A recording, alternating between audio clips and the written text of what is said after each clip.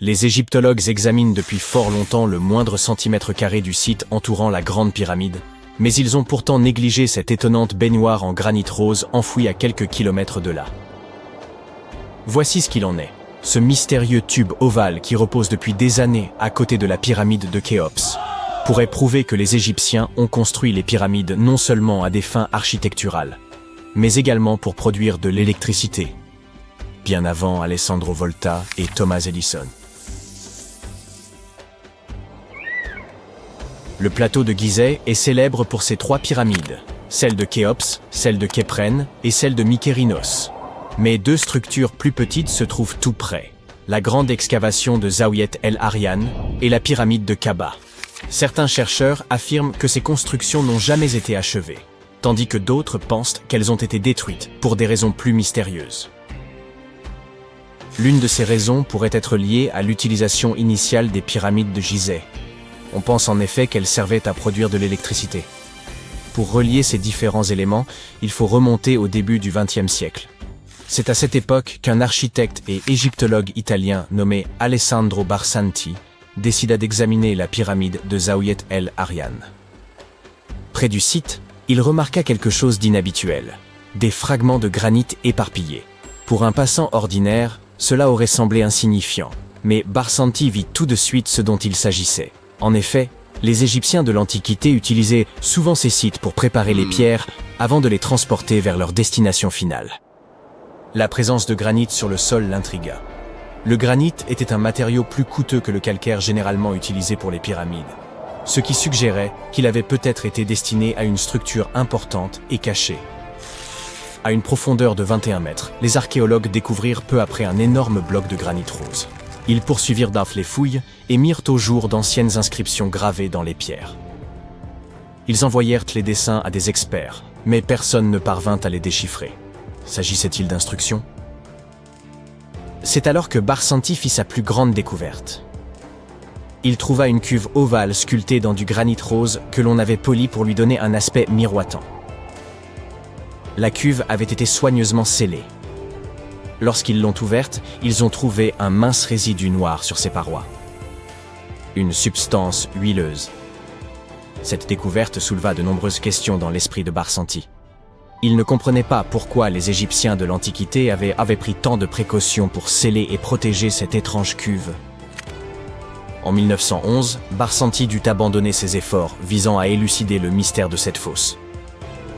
Cependant, ces découvertes intriguèrent les chercheurs du monde entier, qui émirent leurs propres hypothèses. L'une de ces théories modernes suggère que les pyramides auraient pu faire partie d'un ensemble plus vaste. Selon elle, la pyramide de Khéops aurait en réalité servi de pompe à eau destinée à irriguer cette région désertique. Apparemment, les chambres internes de la pyramide fonctionnaient comme un système hydraulique. Dans les années 1990, un ingénieur prit cette théorie au sérieux et étudia la chambre souterraine de la pyramide. À sa grande surprise, il trouva des traces de dégâts causés par l'eau. Il semblerait que la pyramide générait de puissantes ondes de compression, également appelées impulsions, capables de produire de l'électricité. Cela a soulevé une question importante. Les anciens Égyptiens auraient-ils utilisé les pyramides comme générateurs pour produire de l'électricité? Sur le papier, cela s'est avéré possible. Cependant, parvenir à un consensus sur la fonction initiale des pyramides est probablement l'une des choses les plus difficiles au monde. Nous ne sommes donc toujours pas sûrs à 100% de cette théorie. En dehors de cela, l'Égypte reste un terrain idéal pour l'étude du passé de l'humanité. Les scientifiques viennent de découvrir ce qui ressemble à un centre de commande cosmique, similaire à la fameuse salle que l'on voit dans les films mettant en scène Doctor Strange. Ils ont découvert un observatoire astronomique en forme de L, mesurant environ 830 mètres carrés et datant du VIe siècle avant notre ère. Il s'agit sans aucun doute du premier et du plus grand observatoire de ce type. Cette structure en briques crues abritait des instruments utilisés pour calculer les dates liées aux rites de l'Égypte antique, couronnements royaux et calendrier agricole.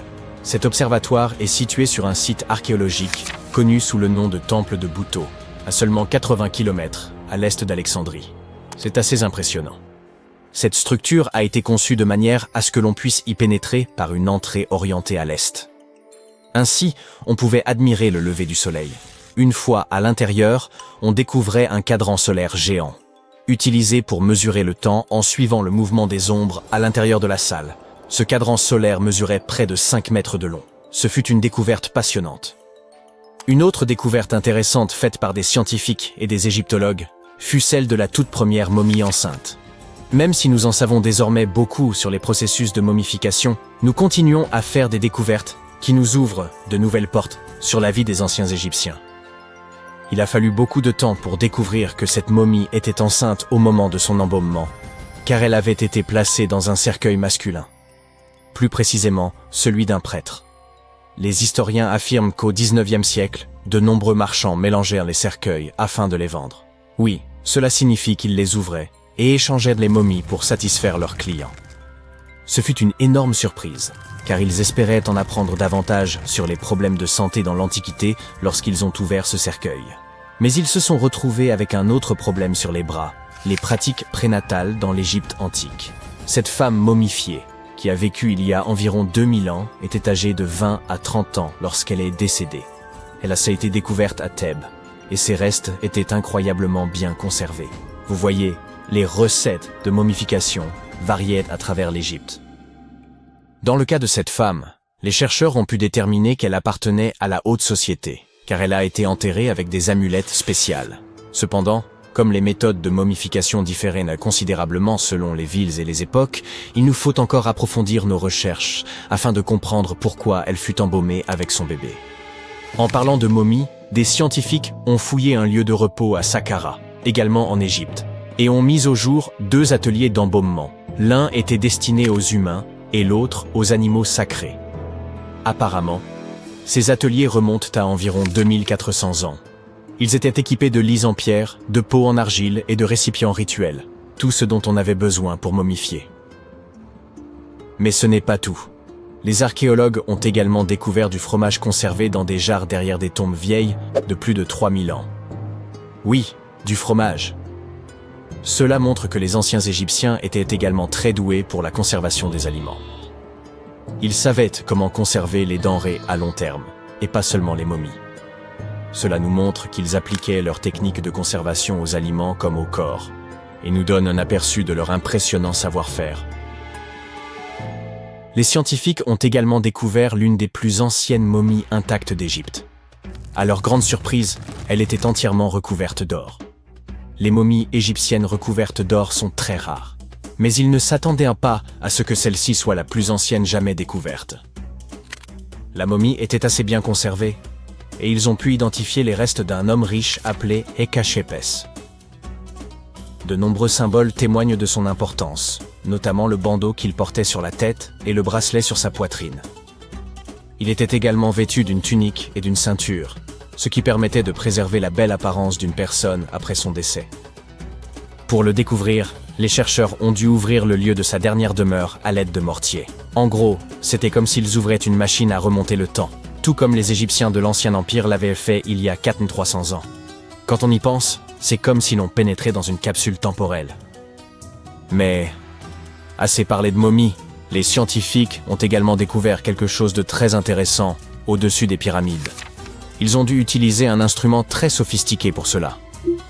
Le radar ionosphérique à longue portée et basse latitude, qui permet de voir des ondes invisibles loin dans le ciel.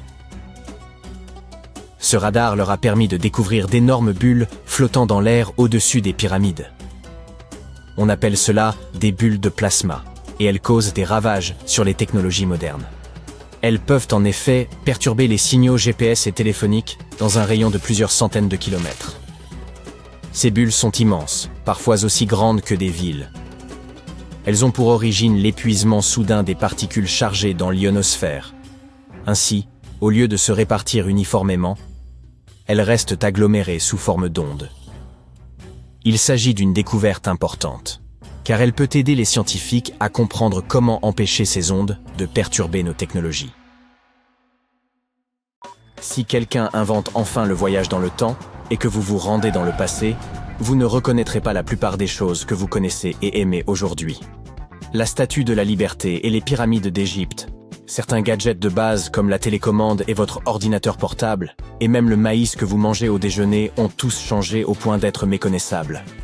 Lorsque les pyramides ont été construites en Égypte ancienne, à Gizeh et dans d'autres lieux, elles n'avaient pas du tout cet aspect brun sablonneux. Elles étaient recouvertes de calcaire blanc. Quand on les regardait sous le soleil brûlant d'Afrique, on était obligé de détourner le regard tant elles étaient lisses et brillantes.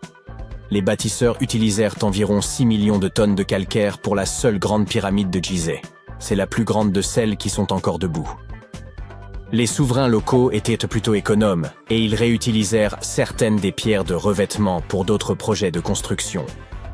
Un tremblement de terre massif survenu au XIVe siècle détacha également une partie des pierres. Vous ne verrez donc pas beaucoup de calcaire, mais il y en a encore au sommet de la pyramide de Khéphren à Gizeh. On dirait une deuxième pointe au-dessus de la première. Dans l'Antiquité, toutes les pyramides étaient coiffées de pyramidions recouverts d'un mélange d'or et d'argent. La plupart ont été perdus au fil des siècles, mais vous pouvez encore en voir quelques-uns dans les musées. Ils représentent des divinités égyptiennes. Les pyramides ont probablement été conçues d'après une pierre pointue sacrée, le benben. Elle représentait les rayons du soleil. Soulever de lourdes pierres n'était pas si simple sans la technologie dont nous disposons aujourd'hui. Je suppose que vous serez d'accord avec moi si vous avez déjà aidé vos amis à déménager au moins une fois et qu'ils vous ont fait porter le canapé. Mais les Égyptiens avaient pensé à tout et ont justement choisi la forme pyramidale car elle permet de répartir le poids uniformément sur l'ensemble de l'objet. La Statue de la Liberté a également subi une transformation majeure depuis son inauguration en 1886. Croyez-le ou non, elle était autrefois d'un brun brillant, comme un centime. 20 ans plus tard, elle est devenue verte. Ce n'était pas un effet de mode, mais une réaction chimique. La statue est recouverte de centaines de fines feuilles de cuivre. Lorsque le cuivre entre en contact avec l'air, il forme une couche protectrice appelée verre de gris. C'est pourquoi les statues et autres objets en cuivre, en laiton et en bronze peuvent durer si longtemps. Lorsque Lady Liberty est devenue verte, les autorités ont décidé que ce serait une bonne idée de la repeindre. C'était bien avant l'avènement des réseaux sociaux, et il n'était donc pas possible de laisser un commentaire furieux sous le post présentant cette idée. Mais les journaux locaux en ont parlé et le public n'a pas été d'accord. Le Times a ensuite interviewé un fabricant de cuivre et de bronze, qui a confirmé qu'il ne fallait pas la repeindre, car enlever cette couche protectrice reviendrait à détruire la statue. Au fil des ans, des gens ont suggéré à plusieurs reprises de repeindre Lady Liberty, mais personne ne l'a jamais fait. Je ne sais pas ce qu'il en est pour vous, mais je n'arrive pas à imaginer cette dame dans une autre couleur, alors je suppose que c'est mieux ainsi. Vous aimez les bananes autant que moi? La prochaine fois que vous en dégusterez une bien juteuse, n'oubliez pas que vous devez cette texture à la culture sélective. À l'origine, les bananes sauvages contenaient beaucoup de grosses graines dures et peu de cette pulpe délicieuse. Et la pastèque sucrée, vous aimez ça? Son histoire remonte à plus de 5000 ans. Autrefois, la chair de la pastèque était amère, d'un blanc jaunâtre, et il était très difficile de l'ouvrir. La culture sélective a encore sauvé la mise, et les pastèques sont devenues beaucoup plus sucrées. Les scientifiques japonais sont allés plus loin encore, et en ont inventé une version sans pépins. La grand-mère du maïs est une graminée mexicaine appelée théocinthe. Les grains de cette graminée étaient petits, et même plutôt rares. Il y a plusieurs milliers d'années, les agriculteurs ne conservaient donc que les graines des plantes les plus grandes, les plus savoureuses, ou dont les grains étaient plus faciles à moudre. Et nous les remercions de nous avoir donné ce délicieux maïs que nous consommons aujourd'hui. Et imaginez ça, les avocats sauvages étaient si petits qu'ils tenaient facilement dans une main. Leur noyau était si gros qu'il n'y avait pas grand-chose à manger. Et leur coque était également beaucoup plus dure que celle des avocats modernes auxquels nous sommes habitués. Vous ne pourriez probablement pas accomplir beaucoup de travail aujourd'hui sans votre précieux ordinateur, mais je ne peux pas vous dire exactement à qui vous devriez dire merci pour cette invention. L'ABC de 1942 est l'un des prétendants au titre de premier ordinateur. C'est l'acronyme d'Atanasoff Berry Computer, nommé d'après ses inventeurs de l'Université d'État de l'Iowa. L'ABC pesait plus de 320 kg. Oui, le vôtre est certainement beaucoup plus léger. Cette machine était composée d'environ 300 tubes à vide et possédait un tambour rotatif un peu plus grand qu'un pot de peinture, sur lequel se trouvaient de petits condensateurs. Un condensateur est un gadget capable de stocker une charge électrique, comme une batterie. L'ABC pouvait résoudre des problèmes comportant jusqu'à 29 variables différentes, ce qui permettait aux scientifiques de gagner du temps. Comme les ordinateurs modernes, il utilisait un système binaire, des 1 et des 0, pour représenter tous les nombres et toutes les données. Grâce à ça, il est devenu possible d'effectuer des calculs électroniquement. Et maintenant, écoutez un peu ça. L'ABC effectuait une opération toutes les 15 secondes environ. À titre de comparaison, un ordinateur fait aujourd'hui des millions d'opérations par seconde. Contrairement à la technologie que nous utilisons de nos jours, l'ABC n'avait pas de programme enregistré modifiable. Un programme ne pouvait donc effectuer qu'une seule tâche à la fois. Un opérateur devait noter la réponse intermédiaire, puis la recomposer dans l'ordinateur. Voilà pourquoi je suis heureux de vivre au XXIe siècle. La télécommande que vous utilisez pour toutes sortes d'appareils ne date pas d'hier non plus. Nikola Tesla, qui nous a donné le courant alternatif, a conçu l'une des premières télécommandes sans fil en 1898. Il a baptisé son invention le téléautomaton et l'a présenté à l'aide d'un bateau miniature contrôlé par ondes radio. Le bateau était équipé d'une petite antenne métallique. Tesla envoyait des signaux au bateau à l'aide d'une boîte munie d'un levier et d'une clé télégraphique, sa version d'une télécommande. Ces signaux mettaient en mouvement les contacts électriques du bateau et faisaient bouger le gouvernail et l'hélice. Le concept de la télécommande s'est ensuite rapidement étendu à d'autres gadgets. La première télécommande de télévision est apparue en 1950. Elle a été conçue par la Zenith Radio Corporation, qui l'a baptisée Lazy Bone. Ça veut dire gros paresseux. La Lazy Bone était dotée d'un énorme câble relié au téléviseur.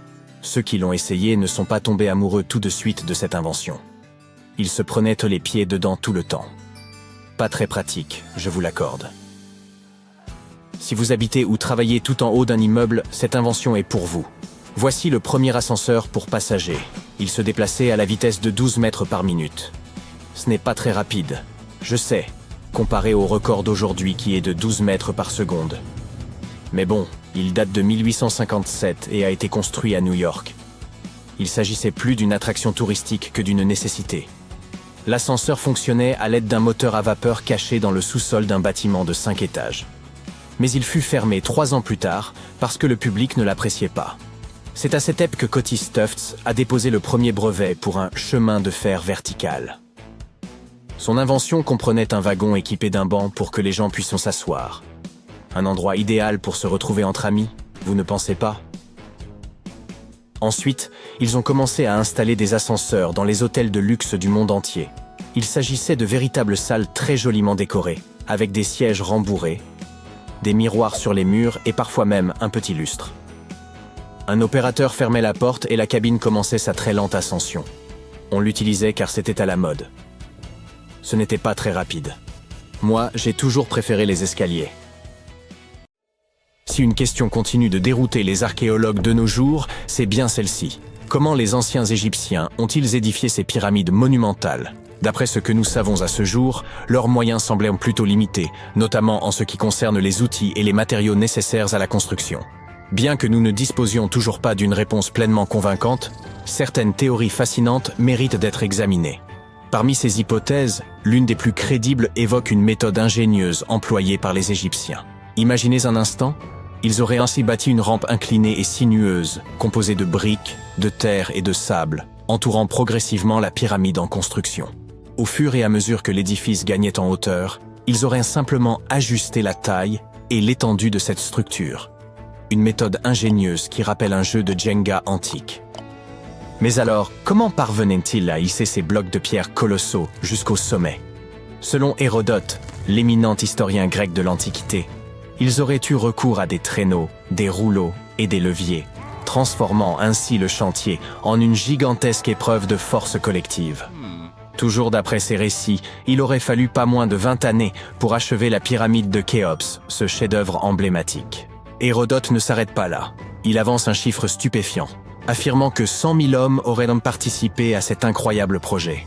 A-t-on engagé l'ensemble de la population égyptienne? Probablement pas. Mais il est plausible que la majorité de ces ouvriers ayant été des paysans mobilisés durant la période de crue du Nil, lorsque les travaux agricoles étaient suspendus. Une organisation ingénieuse adaptée au cycle naturel du fleuve. Les archéologues contemporains ont toutefois apporté des nuances à cette vision. Vers la fin du XXe siècle, des découvertes ont révélé que la main-d'œuvre pourrait avoir été bien moins nombreuse et davantage spécialisée. Au lieu des 100 000 ouvriers supposés, une équipe d'environ 20 000 travailleurs permanents, assistés par un personnel de soutien incluant boulangers, médecins et quelques prêtres, aurait suffi à mener à bien cet exploit architectural. Une autre théorie, pour le moins audacieuse, avançait que les pyramides auraient été bâties de haut en bas. Selon cette hypothèse, ces édifices monumentaux n'auraient été à l'origine que de simples collines isolées servant de carrières. Les pierres en auraient été extraites progressivement, et au fil du temps, des ingénieurs successifs auraient remodelé ces collines pour leur donner la forme des pyramides emblématiques que nous admirons aujourd'hui. Avant de rejeter cette idée comme une pure fantaisie, certains y voyaient une part de plausibilité. Après tout, des collines isolées existent bel et bien dans certains cas, laissant entrevoir une légère possibilité de vérité dans cette hypothèse. Que ce soit à travers la construction de rampes ou des techniques de travail ingénieuses, une chose demeure incontestable. Ces pyramides continuent de fasciner l'histoire et d'alimenter notre imagination. En évoquant les mystères de l'Égypte ancienne, il y a aussi cet immense obélisque inachevé, un vestige intrigant qui suscite de nombreuses interrogations parmi les scientifiques quant à sa méthode de façonnage. Certains pensent que nos ancêtres auraient eu recours à des pilons manuels pour accomplir ce travail colossal. Un spécialiste propose toutefois une interprétation différente. En examinant attentivement les motifs laissés par l'outil utilisé, il souligne une caractéristique intrigante. Les parois des tranchées entourant l'obélisque affichent des stries régulières et bien alignées, ce qui semble improbable si ces marques résultaient uniquement de coups portés par des mains humaines. Selon cet expert, ces striations horizontales sont typiques d'un outil mécanique effectuant des poses régulières tout en retirant la matière. Mais ce n'est pas tout. Imaginez un outil oscillant d'avant en arrière contre les parois de la tranchée, évacuant les débris pour empêcher un rétrécissement progressif. Dans ce scénario, cet outil aurait pu imprimer des stries horizontales particulières aux endroits où il exerçait une pression contre les parois latérales. Cela semble être de la technologie de pointe, n'est-ce pas? Et devinez quoi? Il est peu probable que les Égyptiens de la 18e dynastie aient eu accès à un savoir-faire aussi avancé. Un autre égyptologue renommé, lors de ses explorations, a également découvert plusieurs perceuses à carottes. Bien que les véritables mèches de forage en soient absentes, sa collection renferme des vestiges curieux de carottes en calcaire, en albâtre et même en granit. Les Égyptiens ne se contentèrent cependant pas de ces constructions impressionnantes.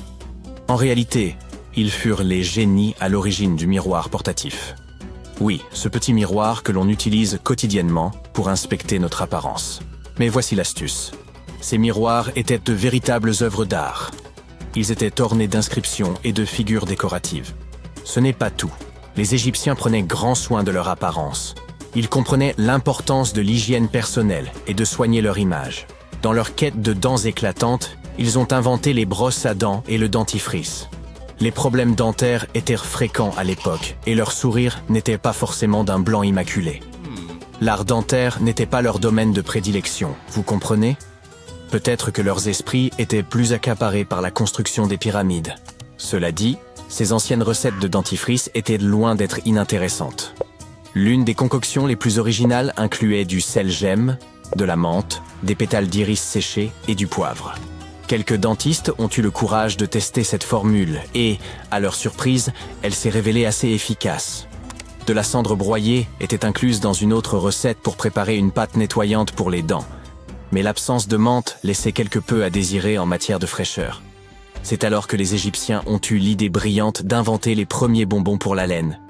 Ils fabriquèrent des pastilles à base d'épices chauffées, comme la cannelle, qu'ils mêlaient à du miel. Passons maintenant à l'art de la décoration intérieure, à la mode égyptienne. Ils ont véritablement élevé l'ornementation à un tout autre niveau. Bien que la décoration du mobilier ait pris naissance en Mésopotamie, les Égyptiens l'ont sublimée. Ils ont misé sur une grande variété de couleurs et ont même créé des papiers de différents grammages. Et n'oublions pas ces petits tapis d'appoint que nous possédons tous chez nous aujourd'hui. Devinez qui en a eu l'idée? Eh bien, les Égyptiens. Ils utilisèrent la plante de papyrus, extrêmement versatile, pour tisser ces tapis douillets. Et en parlant de tendance, les Égyptiens étaient de grands amateurs de bibelots. Ils possédaient toute une collection de petites figurines représentant des chats, des chiens et des personnages humanoïdes. Ces statues étaient fabriquées dans divers matériaux, allant de la boue séchée au soleil jusqu'à l'or. Tout dépendait de votre richesse. L'agriculture occupait une place de choix dans la société égyptienne, et ils comprenaient en bien que l'eau propre était essentielle pour leur culture et leurs bêtes.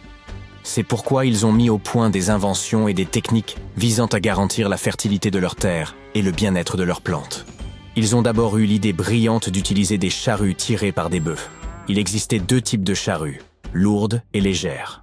La charrue lourde labourait en profondeur, creusant de grands sillons, tandis que la charrue légère suivait, aérant la terre. Mais ce n'était pas tout. Après le labourage, les Égyptiens brisaient les mottes de terre et semaient les graines. Pour bien enfoncer ces graines dans les sillons, ils faisaient traverser leur bétail sur le champ, fermant ainsi efficacement les sillons. Mais tout ce travail serait vain si les graines restaient aussi sèches que le désert.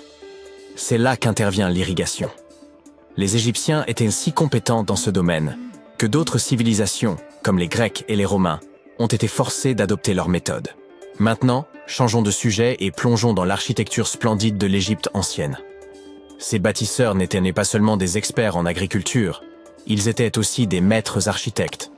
Ils ont construit des canaux raffinés pour acheminer l'eau vers les fermes et villages, et croyez-nous, ils savaient comment embellir ces canaux. Imaginez-vous flâner le long d'un canal bordé de structures décoratives. Le pharaon Ramsès II, surnommé le Grand, était un véritable prodige en matière de construction. L'une de ses créations les plus impressionnantes se trouve à Abou Simbel. Ce temple a été conçu de façon à ce que, 2 fois par an, le soleil pénètre directement dans le bâtiment pour illuminer la statue du pharaon. Et n'oublions pas l'encorbellement. Sans cette merveille architecturale, des structures aussi impressionnantes que la pyramide de Khéops n'auraient jamais vu le jour. Les Égyptiens maîtrisaient l'art de faire tenir des édifices majestueux, grâce à leur génie en ingénierie et en construction. Ils ont érigé de vastes salles et des sanctuaires intérieurs qui ne manqueront pas de vous émerveiller. Et certains de leurs temples servaient également d'observatoires astronomiques. En février 1961, 3 passionnés de géologie aventureux exploraient dans les environs d'Olancha, en Californie, à la recherche de géodes. Parmi leurs découvertes, l'une d'elles semblait particulièrement intrigante, et ils décidèrent de l'étudier de plus près une fois rentrés chez eux. En coupant la matrice rocheuse, ils découvrirent à l'intérieur un objet inattendu. Au lieu des formations minérales habituelles, se trouvait un cylindre semblant fait de porcelaine. Ce cylindre abritait une structure métallique en son centre, entourée d'une gaine hexagonale composée de cuivre et d'une substance inconnue. Les découvreurs espéraient avoir mis la main sur une technologie ancienne, peut-être vieille de 500 000 ans. Ils pensaient que ce pourrait être la preuve de l'existence d'une civilisation avancée disparue, comme l'Atlantide, ou même de voyages temporels. Peut-être quelqu'un venu du futur avait-il accidentellement laissé cet objet derrière lui, ou peut-être des extraterrestres intelligents l'avaient-ils apporté lors de leur visite sur Terre. Si l'une de ces hypothèses s'avérait juste, cela signifierait une réécriture complète de l'histoire humaine telle que nous la connaissons. Mais tout le monde ne partageait pas cet enthousiasme. Les gens en quête de vérité et les cercles d'archéologie alternative se seront penchés sur le mystère de l'artefact de Khozo jusqu'à la fin des années 90, élaborant diverses théories et engageant de nombreux débats. Finalement, un groupe de sceptiques effectua des radiographies et prit des photos de l'objet qu'ils présentèrent à des collectionneurs de bougies d'allumage. Ils identifièrent l'artefact comme étant effectivement une bougie d'allumage, aux composants métalliques corrodés, datant des années 1920 et non une technologie ancienne. Près de 20 ans plus tard, l'un des découvreurs accepta de faire examiner l'objet à l'université de Washington. Les chercheurs établirent officiellement qu'il s'agissait d'une bougie d'allumage champion des années 1920. De plus, la matrice rocheuse contenant l'artefact n'était pas une géode, mais une concrétion, une formation naturelle pouvant se constituer en quelques décennies, mais certainement pas sur des millénaires. L'artefact de Khozo est un exemple typique d'objet manufacturé incongru, un concept existant en pseudo-archéologie. Il s'agit d'artefacts rattachés à des endroits ou des époques où ils ne devraient, logiquement, pas se trouver. Ceux-ci semblent trop avancés pour la période où ils sont découverts. suggérant parfois une présence humaine là où elle n'était pas censée exister. La pile électrique de Bagdad constitue un autre exemple frappant de ce type d'artefact. Découverte dans les années 30 par un archéologue allemand, elle se compose d'un pot en argile, d'un cylindre en cuivre et d'une tige de fer traversant le couvercle du pot. Le sommet, bien qu'endommagé, avait probablement été scellé avec de l'asphalte. Son découvreur remarqua qu'elle contenait deux métaux différents et potentiellement un électrolyte, les éléments clés d'une batterie. Bien qu'aucun texte ancien ne corrobore cette hypothèse, les tests scientifiques effectués en la remplissant d'une solution ionique, comme du vinaigre ou du vin, démontrèrent qu'elle pouvait effectivement conduire de l'électricité. Si cette batterie datait réellement de 2000 ans, elle aurait pu être utilisée dans des pratiques médicales anciennes ou même intégrée dans des statues pour créer l'impression d'une vibration, destinée à impressionner les visiteurs. Wilhelm König, son découvreur, pensait qu'elle servait à la galvanoplastie, un procédé de revêtement des métaux. Même si elle fonctionnait comme une batterie, la pile de Bagdad ne pouvait produire qu'une infime quantité d'énergie, soit environ 1 volt. Certains pensent donc qu'elle servait plutôt de conteneur pour des rouleaux sacrés. Dans les années 30, un couple fit une découverte étrange lors d'une promenade le long de Red Creek à London, au Texas. Il s'agissait d'un morceau de bois dépassant d'une formation rocheuse apparemment ancienne. Une décennie plus tard, leur fils, intrigué par ce mystère, décida de briser la roche et découvrit à l'intérieur un marteau à l'aspect étonnamment moderne. Cette découverte retint l'attention de Carl Baugh, un créationniste jeune terre, qui prétendait que la roche entourant le marteau datait de la période du Crétacé. Il y voyait une preuve contredisant la théorie de l'évolution. Toutefois, des investigations scientifiques démontrèrent que la roche n'était pas aussi ancienne qu'il n'y paraissait. Les processus géologiques successifs avaient simplement enrobé ce marteau moderne au fil du temps. Ainsi, il ne s'agissait pas d'une preuve de la coexistence pierre à feu avec les dinosaures, comme certains l'espéraient, mais simplement d'un mineur ayant laissé tomber son marteau il y a des siècles, et de la nature ayant fait son œuvre. Un archéologue chinois aurait découvert des grottes semblant avoir servi de sépulture à de petits êtres aux grandes têtes ovales. À côté de leurs dépouilles, des peintures rupestres représentaient des figures portant des casques ronds, ainsi que le soleil, la lune, la terre et les étoiles, connectés par des groupes de petits points. On découvrit également plus de 700 disques de pierre mystérieux gravés de sillons en spirale. Les choses prirent une tournure encore plus étrange lorsque ces disques furent envoyés à un professeur chinois, qui affirma que ces sillons étaient en réalité des caractères écrits.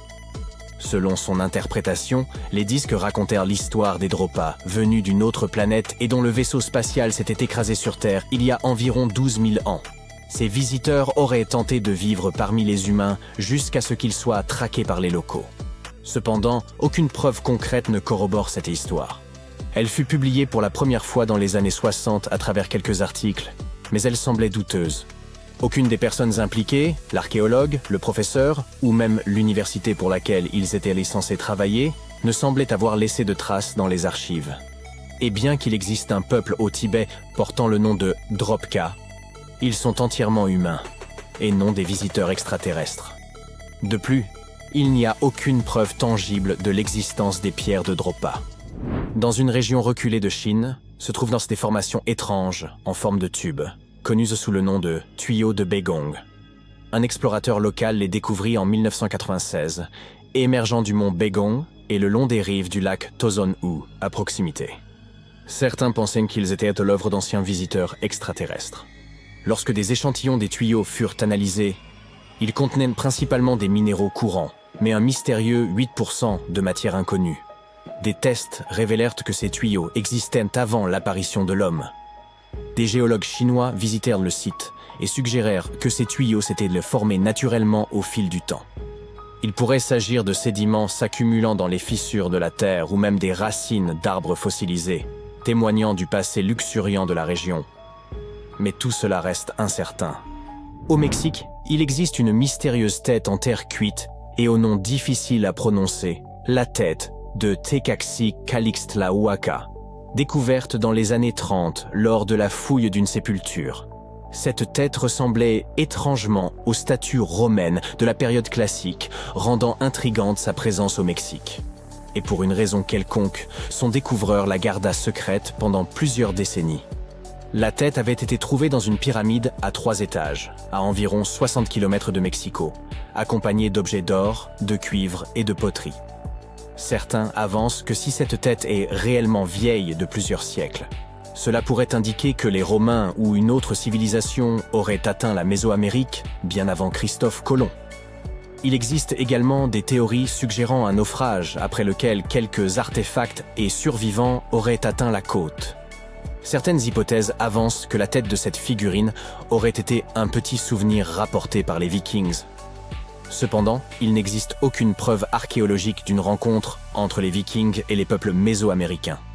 Bien que quelques artefacts circulent, aucun n'a été identifié comme une preuve indéniable de contact précolombien. Ainsi, le mystère de l'origine de cette tête demeure irrésolu. En creusant une tranchée le long d'une rivière en Roumanie, des ouvriers découvrirent un objet en forme de cale, désormais célèbre sous le nom de cale en aluminium d'Ayoud ou coin d'Ayoud. À côté, se trouvaient des os de mastodontes, ces ancêtres des éléphants qui vivaient il y a 11 000 ans, suggérant que la cale pourrait être du même âge. Ce qui est intéressant, c'est que ce coin est fait d'aluminium, un métal qui n'a été découvert qu'au XIXe siècle. La production d'aluminium nécessite une chaleur intense. De plus, la cale est recouverte d'une épaisse couche d'oxyde, indiquant qu'elle est là depuis des centaines d'années. Certains pensent qu'elle aurait pu tomber d'un vaisseau spatial venu d'une autre planète. Certains scientifiques pensent qu'il s'agit d'une supercherie, tandis que d'autres supposent qu'il pourrait s'agir d'un objet fabriqué par l'homme pour un usage inconnu. Une découverte macabre a été faite en Égypte il y a quelques années. Vous voulez en savoir plus ? 16 mains humaines, soigneusement enterrées dans 4 fosses sinistres. À première vue, elles ne ressemblaient pas vraiment à des mains humaines, car elles étaient anormalement grandes. Mais c'étaient bien des mains d'hommes. Bizarrement, il n'y avait que des mains droites, aucune main gauche. Et nous avons découvert qu'un ancien rituel très sombre avait eu lieu à cet endroit. L'art et les contes de l'Égypte ancienne parlent d'une cérémonie au cours de laquelle les guerriers présentaient la main droite de leurs adversaires comme preuve de leur victoire et demandaient de l'or en échange. Les Égyptiens croyaient en une vie après la mort, et couper la main de quelqu'un revenait à lui ôter son pouvoir pour l'éternité. S'assurer ce type de victoire était intéressant pour les guerriers.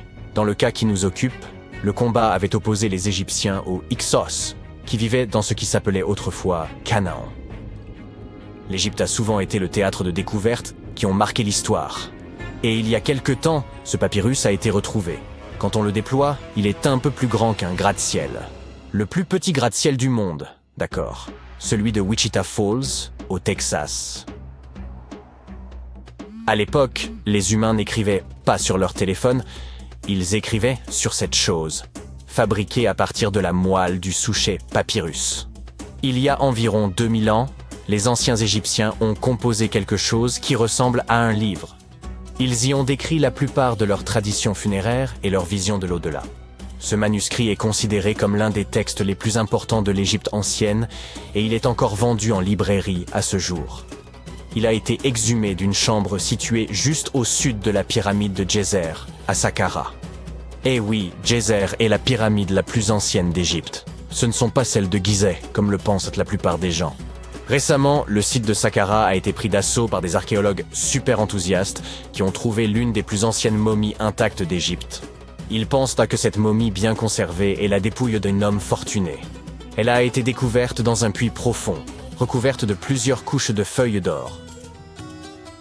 De nombreux symboles montrent qu'il s'agissait d'un homme important et riche, comme le bandeau qu'il porte sur la tête, le bracelet sur sa poitrine et le fait qu'il ait été embaumé avec une tunique, ce qui était réservé à la fine fleur de l'Égypte.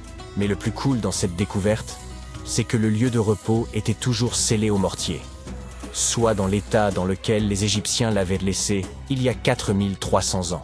Cela peut paraître étrange, mais en 2008, des archéologues ont découvert une pyramide manquante. Elle a disparu parce qu'elle s'est tout simplement détériorée en l'espace de 4000 ans. Aujourd'hui, on ne voit plus que sa base. C'était un site très important dans l'Antiquité. On dit qu'autour de la pyramide, les anciens organisaient une cérémonie très particulière, au cours de laquelle les grands prêtres portaient les restes momifiés de taureaux sacrés. Voici un fait amusant. Les anciens Égyptiens croyaient que les taureaux étaient des incarnations terrestres de la divinité de la ville de Memphis et qu'ils étaient liés au rite de fertilité. Mais il ne s'agissait pas de n'importe quel taureau. Il devait être entièrement noir, avec une seule marque blanche entre les cornes et tout un tas de caractéristiques très spécifiques. Ils étaient sélectionnés par les prêtres locaux et honorés jusqu'à leur mort. Ensuite, ils étaient momifiés et enterrés dans des galeries souterraines. Cette pyramide manquante a disparu vers le XVIIIe siècle. C'est un archéologue allemand qui l'a découverte pour la première fois dans le village de Saqqara. Il l'a nommée la pyramide décapitée lorsqu'il l'a vue pour la première fois. Mais des années après sa découverte officielle, le sable du désert est venu la recouvrir. On a procédé à quelques fouilles entre le XIXe et le XXe siècle, mais pas de manière systématique. C'est pourquoi les scientifiques ont été très contents le jour où ils ont déterré la base entière de la pyramide après avoir retiré le monticule de sable de 8 mètres qui la recouvrait. Et saviez-vous que des archéologues américains fouillaient un cimetière égyptien qui pourrait contenir plus d'1 million de corps momifiés? Jusqu'à présent, les archéologues ont déterré environ 1700 momies. L'une des principales différences avec les autres momies égyptiennes classiques est que ces personnes n'étaient ni des rois ni des pharaons. C'étaient des gens du peuple ayant vraisemblablement vécu il y a 1500 ans, lorsque l'Égypte était contrôlée par les empires romains et byzantins. Le nom du cimetière est intéressant, la voie du buffle d'eau, au cas où vous voudriez y jeter un coup d'œil lors de votre prochain voyage. Outre les taureaux et les buffles, les Égyptiens de l'Antiquité aimaient aussi les babouins. Y a-t-il une logique dans tout ça? Au début du XXe siècle, des archéologues ont découvert un site rempli de babouins momifiés dans un endroit appelé la vallée des singes. Un animal n'aurait pas été momifié s'il n'était pas considéré comme important. Certains animaux étaient plus importants que d'autres, car ils étaient liés à des divinités spécifiques. Les chacals étaient liés à Anubis, l'ancien dieu de l'au-delà. Quant aux chats, ils étaient assimilés à la divinité féminine Bastet. Les babouins étaient très importants, car on pensait qu'ils étaient liés à Thoth, la divinité de la sagesse et conseiller de Ra, l'une des divinités suprêmes de l'Égypte. Les archéologues ont découvert que ces babouins n'étaient pas très heureux. Ils pensent qu'on les gardait à l'intérieur et qu'ils furent privés de la lumière du soleil pendant la majeure partie de leur vie. Ils souffraient d'une grave carence en vitamine D et étaient mal nourris. Peut-être que Thoth s'est mis en colère contre les gardiens de ces babouins, simple supposition. Les archéologues ne s'ennuient jamais en Égypte. Ils ont également trouvé des momies humaines avec des langues en or. Les Égyptiens étaient très attachés à la vie après la mort, et ils pensaient qu'avoir une langue en or pouvait aider une personne à parler une fois passée de l'autre côté. Un peu difficile sans doute, mais pourquoi pas. Certaines de ces momies furent placées dans des cercueils en bois avec des objets tels que des colliers, des poteries, des objets en or en forme de fleurs de lotus et de scarabées, et des iPhones. Je plaisante. Un nouveau temple a également été exhumé récemment en Égypte. Les scientifiques pensent qu'il était consacré à Zeus Cassios. Cette divinité serait un croisement entre Zeus, la toute-puissante divinité grecque, et le mont El-Kas.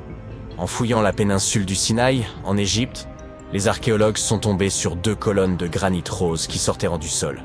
Et bingo! Ils pensent que ces colonnes représentaient la porte d'entrée du temple et qu'elles se sont effondrées lors d'un tremblement de terre il y a de nombreuses années. Et puisqu'on parle de divinité, certaines sont moins sérieuses que d'autres. Récemment, des scientifiques ont déterré un anneau d'or dans une ville située au sud du Caire. Non, Frodon, il n'est pas magique. Il s'agit d'un anneau en or, tout ce qu'il y a de plus normal, sauf qu'il est orné de la figure de la divinité de l'amusement, qu'on appelle Bès. Cette divinité est souvent décrite dans les textes sacrés comme un joyeux nain joufflu. Aujourd'hui, nombreux sont les tatouages dépourvus de signification et réalisés à des fins purement esthétiques. Dans l'Égypte ancienne, cependant, les femmes se faisaient tatouer afin d'être protégées au moment d'accoucher. C'est du moins ce que pensent les scientifiques.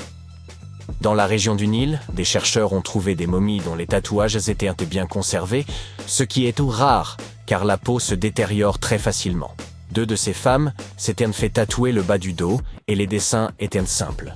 Il y avait surtout des images, dont celle du nain joufflu dont nous venons de parler, Bès. Protéger les femmes lors de leur accouchement était donc apparemment son hobby. Me croiriez-vous si je vous disais que les anciens Égyptiens ont inventé les robots? Non. En effet, ce n'est pas tout à fait vrai. Bien sûr, c'étaient des astronomes, des mathématiciens et des ingénieurs. Mais ils sont également les auteurs d'une invention farfelue, une divinité automatisée que les scientifiques appellent Hathor. Cette statue en bois se trouvait depuis des années au Metropolitan Museum of Art, jusqu'à ce que quelqu'un remarque qu'elle avait un secret. À l'aide d'un scanner à rayon X, les spécialistes ont découvert un système mécanique à l'intérieur de la statue. L'axe en forme de poulie va de l'épaule de la statue à sa jambe gauche. Lorsque le système tourne, la statue lève et abaisse sa main, comme pour dire bonjour. Il fait nuit, et tu t'apprêtes à pénétrer dans la dernière demeure du pharaon Toutankhamon. Tu n'as pas de torche, mais tu t'es au moins muni d'une lampe de poche. Tu descends plusieurs étages, et tu remarques que les murs sont gravés de hiéroglyphes et de ce qui ressemble à un sort. Le sort dit « Ceux qui emporteront quoi que ce soit de cet endroit seront maudits ». Même si tu n'y crois pas vraiment, ça te fait un peu peur. Tu trouves une énorme porte en pierre. Est-ce un piège? Tu réussis à l'ouvrir, mais non, derrière, la salle est vide. Tu consultes ta carte. Il semble que tu suives la bonne direction. Au bout de plusieurs heures, tu comprends que tu es pris au piège dans un labyrinthe. Tu essayes de revenir sur tes pas, mais tu ne trouves plus la porte par où tu es entré. Ça y est, te dis-tu, tu es tombé dans le piège du pharaon. Et tu n'as rien apporté à manger. Nous avons tous vu des films hollywoodiens dans lesquels le personnage principal explore des ruines et se trouve confronté à des pièges très dangereux, n'est-ce pas? On nous a répété que la royauté égyptienne protégeait ses dernières demeures à l'aide de scorpions et de serpents venimeux, de portes coulissantes qui vous emprisonnent à vie et d'immenses rochers qui écrasent tous ceux qui se trouvent sur leur chemin. Mais ces pièges étaient-ils vraiment réels? Je regrette d'avoir à te l'annoncer, mais il ne s'agit que de fiction. Ces pièges sont trop complexes techniquement pour que des civilisations anciennes aient pu les concevoir. Mais ça ne veut pas dire qu'il n'y avait pas de pièges du tout. Les civilisations anciennes, comme celles des Égyptiens et des Mayas, construisaient des monuments qu'elles dédiaient à leurs grands morts. Ces structures témoignaient souvent de la position qu'occupait la personne dans la société. Ainsi, pour les personnes vraiment importantes, les VIP de leur époque, on bâtissait d'immenses monuments qui abriteraient leurs dépouilles longtemps après leur disparition. Certaines de ces civilisations croyaient que la vie se poursuivait de l'autre côté du voile. C'est pourquoi on enterrait les gens avec leurs possessions. S'ils étaient riches et puissants, les sépultures étaient remplies d'or et de richesses. Imagine maintenant que tu vives en Égypte ancienne. Tu sais exactement où se trouvent tous les tombeaux des pharaons et tu as entendu des rumeurs sur les grandes richesses conservées dans ces lieux. Peut-être serais-tu tenté d'aller y jeter un coup d'œil? Il s'agit de grandes salles remplies du sol au plafond d'objets d'or, de bijoux et même d'argent. C'est vrai, c'est tentant. Et comme il n'y avait pas de gardien pour protéger l'entrée de ces lieux, les Égyptiens devaient faire preuve d'imagination pour préserver ces trésors. Les pièges étaient une solution très pratique. On construisait par exemple des salles vides à l'intérieur des monuments afin de confondre les voleurs. Examinons la dernière demeure d'Amenhotep III. Elle fut construite dans la ville de Luxor, dans un wadi secondaire de la vallée des rois. Deux ingénieurs français ont découvert le monument entre 1905 et 1914. Cette structure est immense et comporte plus de 10 salles reliées entre elles par de longs couloirs et de raides escaliers. La salle du roi est la mieux dissimulée et avant de la trouver, un étranger sera perdu plusieurs fois dans ce sombre dédale.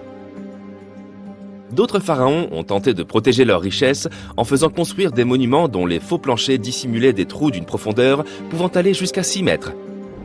Les visiteurs indésirables étaient ainsi découragés dans leurs recherches en voyant s'ouvrir le sol en chemin vers la chambre du roi. Outre les faux planchers, ils excellaient à construire de véritables labyrinthes de couloirs et de fausses murailles. Et les voleurs pouvaient mettre des heures avant de trouver la riche sépulture. Quant aux serpents venimeux, il est probable qu'ils soient venus d'eux-mêmes s'installer dans les fosses de ces monuments. Et sans doute ne restaient-ils pas très longtemps. Comment ces reptiles auraient-ils pu survivre des années durant sans nourriture dans cet obscur intérieur? Oui, il s'agit donc bien encore d'une légende inventée par Hollywood. Si ces pièges te paraissaient ennuyeux, les archéologues ont trouvé un moyen de dissuasion intéressant dans la dernière demeure de la Reine Rouge de Palenque, au Mexique. Palenque était l'une des puissantes cités mayas du Mexique précolombien. On pense que la Reine Rouge était la grand-mère du dernier roi maya. Sans aucun doute, une personne d'une grande importance pour l'Empire. En son honneur, un immense monument fut construit pour conserver son corps après sa mort. La découverte de la tombe elle-même a été un véritable événement. Les archéologues ont trouvé un ancien monument en creusant sur le site en 1994. Ils ont d'abord vu une salle avec une porte cachée. Une fois la porte ouverte, ils ont découvert un long couloir. Enfin, au bout de ce couloir, se trouvait la chambre de la reine. Les archéologues étaient impatients de mettre au jour cette salle contenant la momie de la reine. Elle était entourée de perles, de coquillages de jade et de pierres précieuses. Mais en explorant les vestiges, l'équipe a remarqué quelque chose d'assez étrange. La pièce était couverte de poudre rouge. Les chercheurs connaissaient l'importance de cette couleur pour le peuple maya et savaient qu'ils s'en servaient pour décorer leurs vêtements et leurs bâtiments. Mais ils ne comprenaient pas la présence de cette substance inconnue dans la sépulture de la reine. Après en avoir rapporté un échantillon pour une analyse approfondie, ils ont découvert que cette poudre était du cinabre, un minéral très nocif. Cette poudre, lorsqu'elle est inhalée, peut causer de graves dommages à la santé d'une personne. L'équipe a conclu qu'il ne pouvait s'agir que d'un piège pour ceux qui tenteraient de s'emparer de ces richesses. Les poudres toxiques sont peut-être les pièges les plus efficaces que nous ayons vus jusqu'à présent. Mais le moyen le moins onéreux d'éloigner les visiteurs indésirables était peut-être d'inscrire des sortilèges sur les surfaces des monuments. Nous en ririons probablement aujourd'hui, mais à l'époque, cela marchait extrêmement bien. Les sorts disaient généralement que quiconque emporterait quoi que ce soit connaîtrait un destin funeste. Certaines formules promettaient aux voleurs qu'ils perdraient leur maison dans de grands incendies ou de terribles inondations, d'autres que les malfaiteurs auraient des problèmes de santé incurables. Mais rien de tout ça n'a suffi à dissuader les pilleurs. D'étranges histoires semblent attester de la réalité de ces sortilèges. L'une d'entre elles est celle du célèbre égyptologue britannique Howard Carter, responsable de la découverte de la tombe du pharaon Toutankhamon dans les années 1920. Après des mois de fouilles infructueuses, Carter a découvert cette sépulture par hasard. Il a trouvé l'entrée d'un escalier sous le sol dans lequel il creusait depuis des mois. Aidé d'une équipe, il a dégagé les amas de sable qui en bloquaient l'entrée et a découvert une porte. Plusieurs symboles étaient gravés sur celle-ci. Et Carter savait que cela ne pouvait que signifier qu'une personne très importante avait été enterrée à cet endroit. Et il avait raison. À l'aide de son burin, il fit un trou dans le coin supérieur gauche de la porte en s'éclairant à la flamme d'une bougie. Il n'en croyait pas ses yeux. Devant lui, de nombreux objets d'or ainsi que des joyaux brillaient de tout leur feu. Carter venait de découvrir la dernière demeure de Toutankhamon, perdue depuis 3000 ans. Mais l'histoire ne s'arrête pas là. Cette découverte s'accompagna d'une série d'événements malheureux qui portent à croire qu'un sort avait été jeté. Quelques années plus tard, Carter mourut mystérieusement. Et certains de ses assistants perdirent leur maison dans des inondations, tout comme l'une des formules le promettait. Certaines personnes croient qu'il s'agit de simples coïncidences, car il n'y a aucune preuve du lien entre ces différents événements. Et toi, qu'est-ce que tu en penses? Était-ce un bon piège après tout? Imagine que tu travailles 7 jours sur 7 sur un grand chantier de construction. Comme des milliers d'autres personnes, tu portes des millions de blocs de pierre et tu les poses les uns sur les autres selon un système complexe. Tu travailles sans équipement de construction moderne. Tu n'as pas de climatisation, ni d'accès permanent à l'eau. Il fait si chaud dehors que tu peux faire frire des œufs sur la route. Tu construis cette pyramide depuis des décennies. Et maintenant, quand elle est enfin terminée, tu apprécies le résultat du travail colossal de milliers de personnes. Tu as devant toi un monument culturel géant de valeur mondiale qui va se figer dans le temps et émerveiller les gens pendant des dizaines de milliers d'années. quelques milliers d'années ont passé, les gens du 21e siècle voient les pyramides et se disent « Waouh, je ne peux pas croire que des humains aient construit ça ». Oui, les gens qui ont construit les pyramides n'auraient pas apprécié ce genre de remarques. Mais en fait, il y a de bonnes raisons de penser que les gens qui l'ont construit ont utilisé une technologie hors du commun. De l'extérieur, on dirait que les grandes pyramides ne sont que de grands triangles de pierre. Les gens ont simplement posé des blocs lourds les uns sur les autres. Et c'est tout. En fait, la conception semble trop parfaite pour être vraie. La pyramide est constituée de plus de 2 millions de blocs.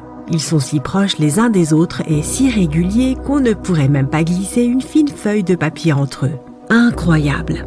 Les scientifiques ne connaissent toujours pas la technologie exacte utilisée pour construire les pyramides égyptiennes.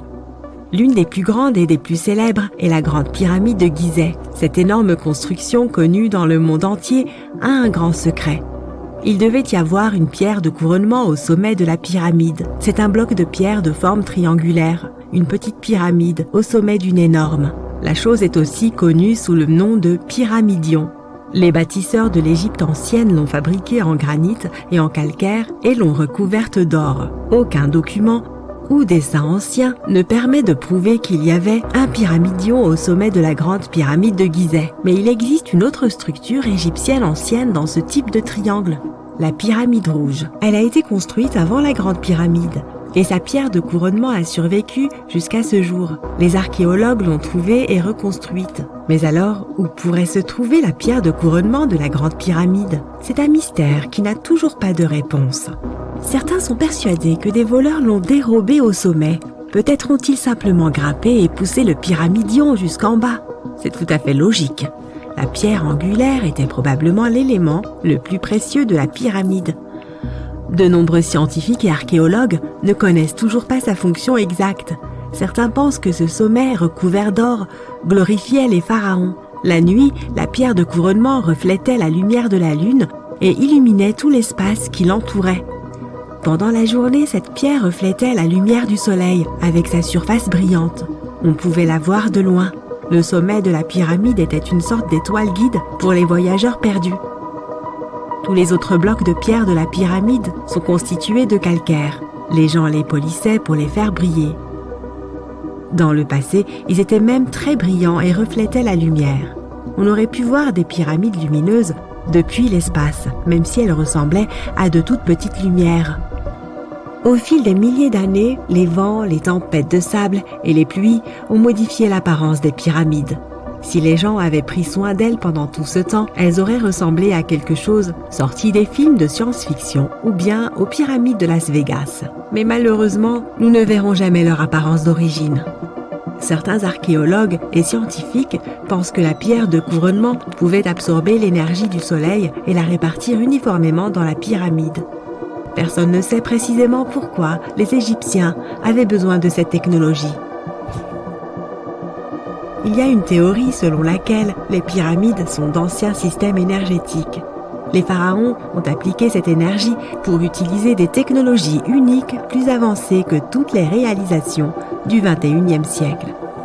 Et la forme triangulaire des pyramides était idéale pour stimuler cette énergie électromagnétique. En théorie, le rayonnement solaire ou les forces électromagnétiques s'accumulent au sommet de la pyramide, remplissent les pièces intérieures, puis descendent le long des murs jusqu'à la base.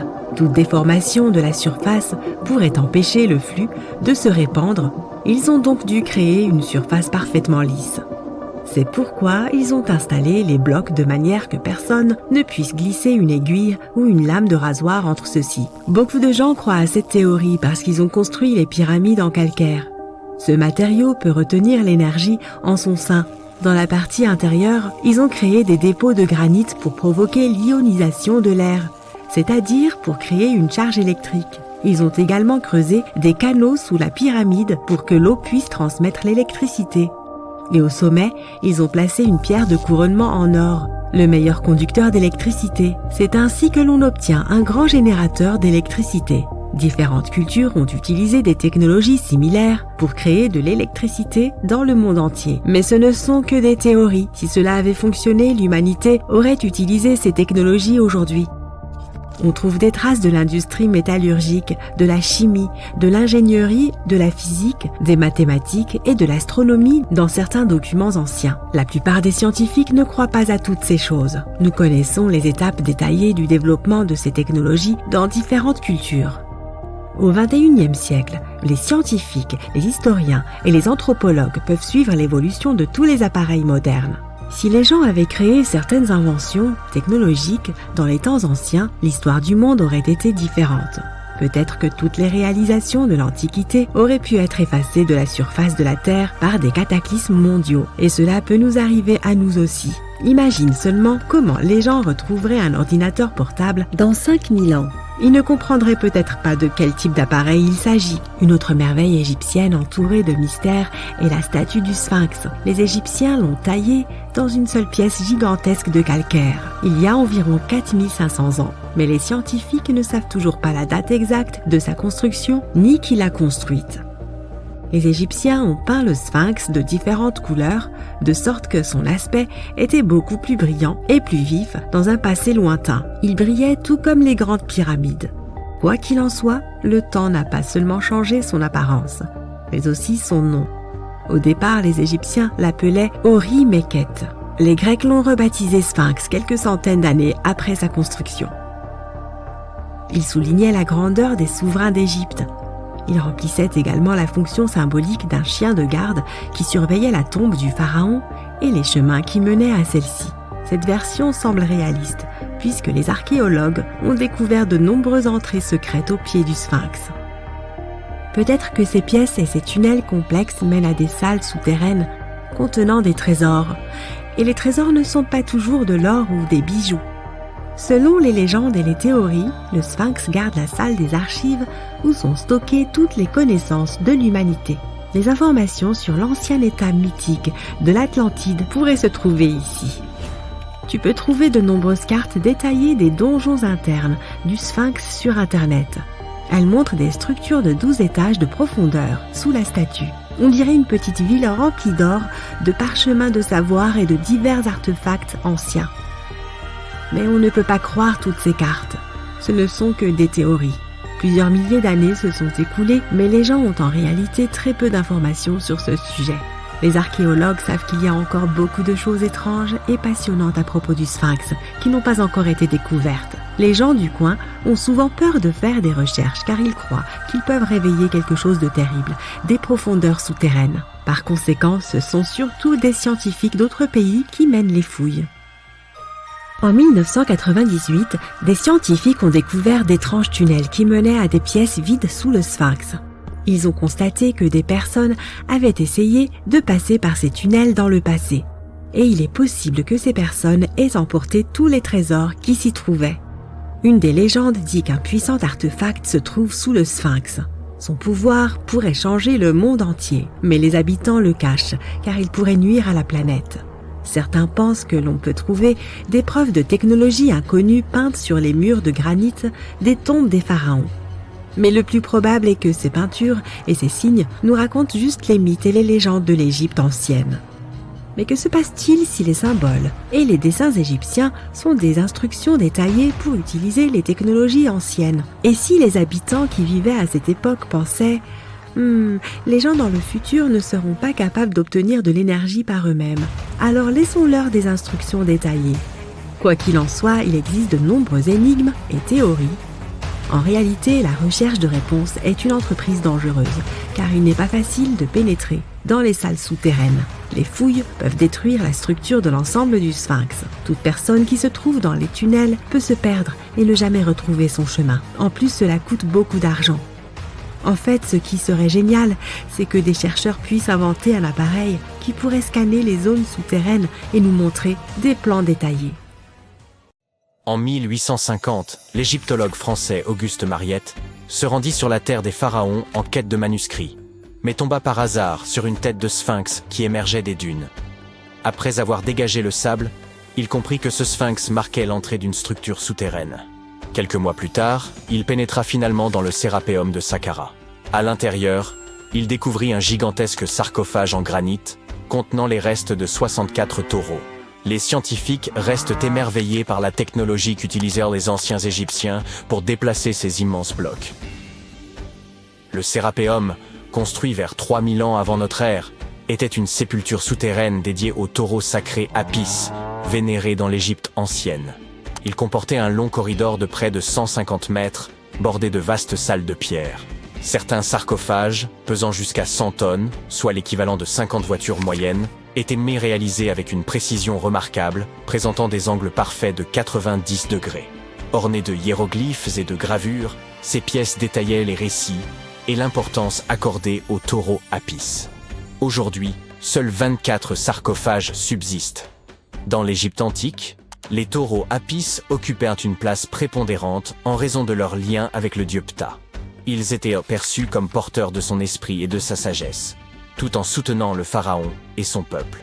Les prêtres identifiaient ces taureaux sacrés en recherchant des signes distinctifs. Un triangle blanc sur le front, symbole de lumière divine, une marque dorsale évoquant l'aile d'un vautour, et une forme de scarabée sous la langue, associée à la réincarnation. Lorsqu'un taureau portait ces marques, il était considéré comme élu par Ptah et traité avec vénération. Ces animaux vivèrent dans un temple dédié à Memphis, ville où l'on honorait Ptah, et bénéficièrent des soins les plus attentifs, ainsi que d'offrandes de visiteurs désireux de recevoir leur bénédiction. À leur mort, les taureaux Apis étaient momifiés et honorés avec la plus grande solennité.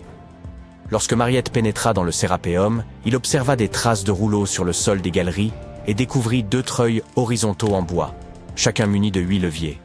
Par la suite, d'autres explorateurs signalèrent la présence de doubles rails. Les chambres funéraires étaient situées à un niveau inférieur au sol du couloir. Pour positionner les sarcophages, les ouvriers remplissèrent ces chambres de sable, permettant ainsi un déplacement en ligne droite. Ensuite, le sable était progressivement retiré, abaissant doucement les sarcophages dans des emplacements parfaitement taillés dans la roche.